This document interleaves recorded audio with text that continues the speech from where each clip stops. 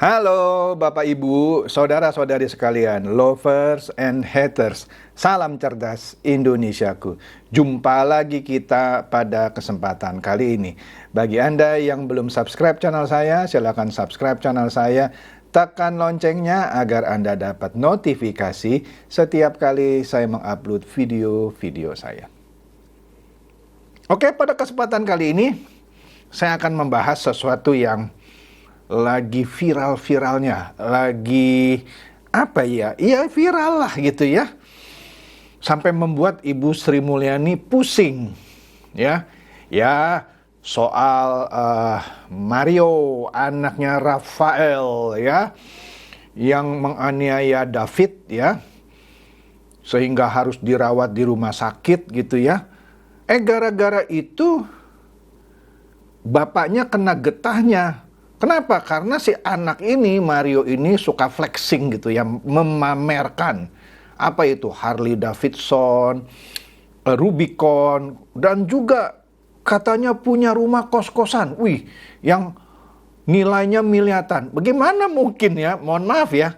Memang bisnis apa ini si Mario? Bisa beli Harley Davidson, bisa beli Rubicon, bisa punya bisnis kos-kosan. Ya tentu dimodalin dong.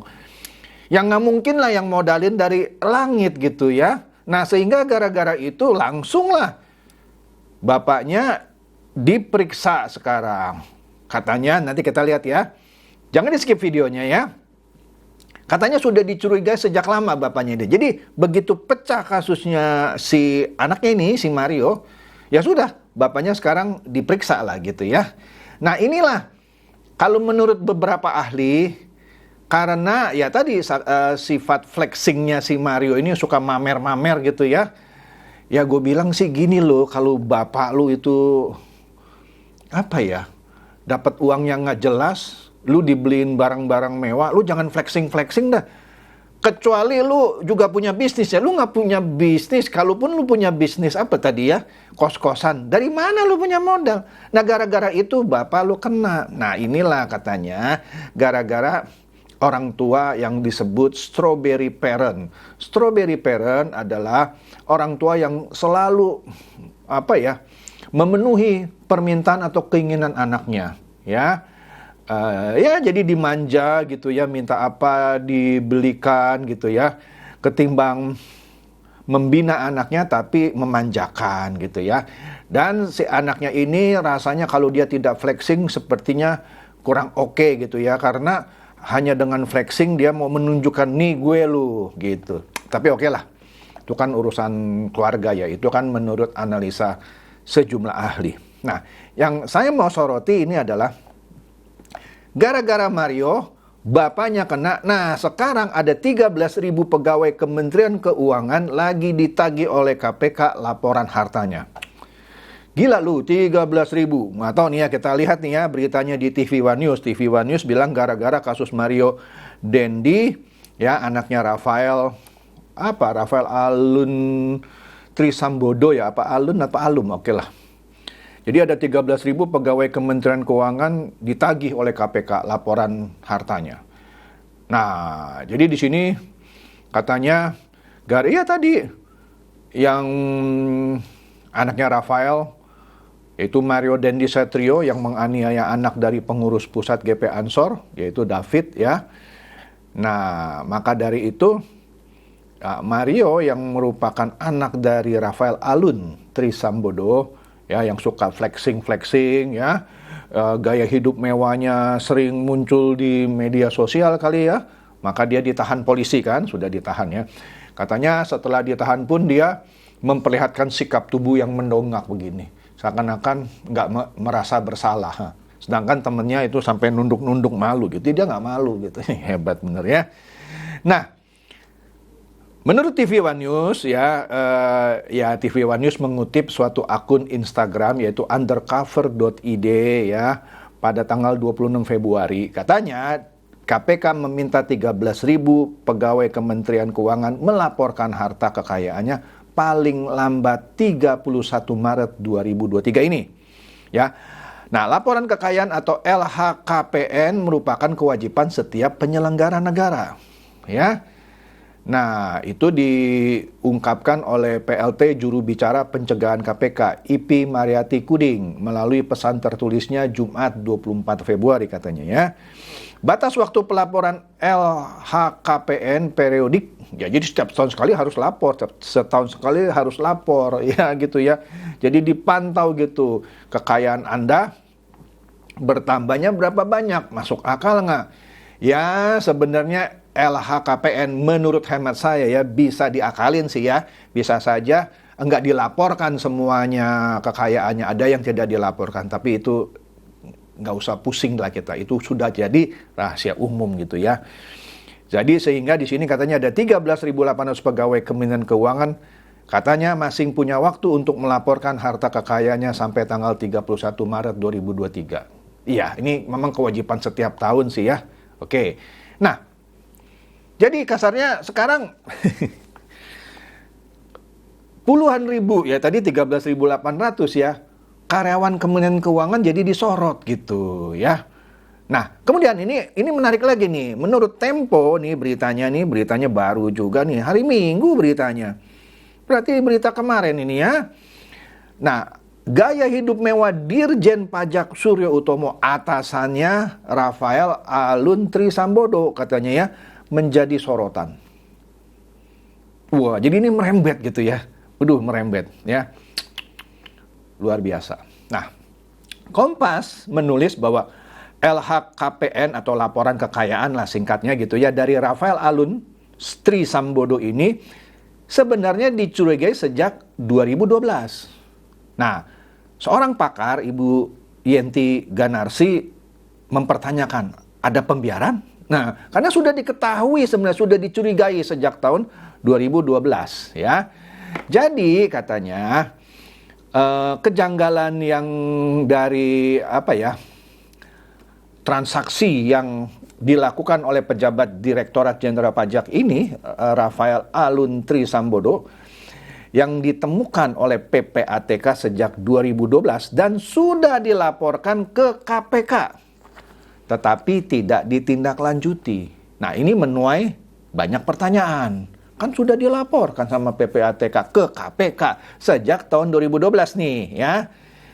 Nah, di sini menurut pakar tindak pidana pencucian uang, Ibu Yenti Ganarsi, ya, sebenarnya justru dari transaksi-transaksi yang mencurigakan itu yang terdeteksi oleh PPATK dan dilaporkan ke KPK, sebenarnya itu bisa jadi pintu masuk. Pintu masuk apa? Penyelidikan tentang dugaan pelanggaran hukum. Tetapi ya sepertinya menurut Ibu Yenti ya, ada pembiaran gitu ya. Apakah ada pembiaran? Nah, karena antara KPK dan PPATK sudah ada informasi sejak 2012. Sudah dicurigai, berarti ada pembiaran dong menurut Ibu Yenti nih ya. Kok sudah tahu mencurigakan tidak ditindaklanjuti? Kalau sudah diketahui sejak tahun 2012, berarti ada sekitar 11 tahun, 10 tahun lebih deh kita bilang gitu ya. Seperti dibiarkan, harusnya kan dipanggil gitu, diperiksa. Begitu maksudnya Ibu Yenti Ganarsi ya. Jadi Ibu Yenti Ganarsi mempertanyakan pandangan KPK apa sih terhadap LHKPN, sepenting apa itu laporan. Jangan-jangan orang kasih laporan ya cuman prosedural aja gitu ya, cuma sebagai ya formalitas gitu. Tapi mau isinya mencurigakan tidak mencurigakan nggak penting gitu. Jadi buat apa gitu maksudnya Ibu Yenti ya. Jadi buat apa dong? Kan harusnya bisa dipakai untuk pencegahan ya. Nah, kalau memang laporan itu penting, pentingnya sebagai apa? Sebagaimana pentingnya? Wah, benar ini Ibu Yenti ya. Jadi, aduh. Jadi ini benar loh. Ini menurut saya sangat menarik ya. Kemudian katanya laporan kekayaan atau LHKPN kan dilakukan secara berkala atau periodik ya. Saat pejabat itu mulai menjabat sampai selesai jabatannya. Jadi kan harusnya terpantau ya tahun demi tahun. Nah, karena terpantau dari tahun demi tahun, jadi si pejabat itu atau siapapun bisa terlihat perubahan harta kekayaannya. sejak menjabat hingga menyelesaikan masa jabatannya. Misal, kalau dalam 1 tahun ada lonjakan kekayaan yang begitu besar, ini menurut Ibu Yenti lah kira-kira gitu ya, harus dicurigai dong. Dari mana kamu dapat gaji kamu cuma segini? Kok bisa segitu meledak kira-kira gitu ya? Maka KPK harus atau patut mempertanyakan, begitu kata Ibu Yenti ya. Jadi Ibu Yenti di sini katanya tidak sepakat dengan KPK yang katanya memilih melakukan klarifikasi dulu sebelum menduga terdapat indikasi tindak pidana di dalam harta pejabat Ditjen Pajak ini, yaitu Rafael ya. Ya nggak perlu lakukan klarifikasi dulu, udahlah panggil, periksa gitu ya. Sebab menurut Ibu Yenti katanya ya, salah satu ciri-ciri dari tindak pidana pencucian uang yang dilakukan oleh aparatur sipil ya. Nah kan Rafael kan aparatur sipil ya, adalah jumlah hartanya yang melonjak tidak sebanding dengan profil pendapatan dalam jabatan atau golongan pangkatnya. Kayak Rafael kan katanya gajinya sebulan 81 juta.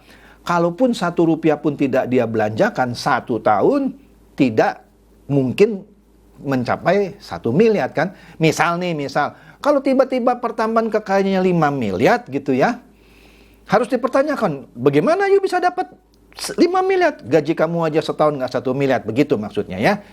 Kalau dia cuma bertambah 500 juta wajar. Nah ini maksudnya tidak sesuai dengan profil ya, profil pendapatan. Nah ternyata kasus Rafael ini yang sekarang sedang diperiksa belum ada apa-apanya dibanding, masih ingat satu orang pegawai pajak yang namanya Gayus Tambunan. Woi ini lebih sadis ya. Nah ini Tempo menurunkan lagi nih kemarin ya berita mengenai Gayus Tambunan ya. Pegawai pajak ya samalah seperti malah lebih rendah dari Rafael ya. Kabarnya bagaimana nih kira-kira ya? Ini sekilas saja cepat lah ya. Jadi Gayus Tambunan ini pernah menghebohkan Indonesia dari tahun 2010 sampai 2011. Nah, kan tadi Rafael katanya kekayaannya mulai terdeteksi atau terendus sebenarnya sejak tahun 2012 ya. Jadi 1 tahun setelah kasus Gayus, kok ada lagi orang gitu ya. Kalau saya lihat nih ya sekuensnya ya, kan Gayus pernah menghebohkan katanya tahun 2010 sampai 2011 nih. Dan Rafael profilnya ini dengan laporan kekayaannya itu sudah mencurigakan sejak 2012. Berarti jangan-jangan Gayus Tambunan ini menginspirasi Rafael. Ya ini mungkin loh ya. Nah, jadi ini katanya berawal juga dari pelaporan dan ya pokoknya dari laporan PPATK ya tentang jumlah kekayaannya yang fantastis. Nah di sini catat nih, Gayus ini golongan 3A ya, memiliki kekayaan sekitar 100 miliar. Wih 100 miliar dari tahun 2010, hebat. 13 tahun yang lalu dia sudah punya uang 100 miliar. Padahal gajinya pada waktu itu hanya 12,1 juta sebulan. Nah ini sudah pasti jomplang, dari mana bisa punya uang 100 miliar dengan gaji cuma 12,1 juta. Ya. Nah, hebatnya di sini atas temuan PPATK itu Bareskrim Polri melakukan penyidikan terhadap Gayus ini.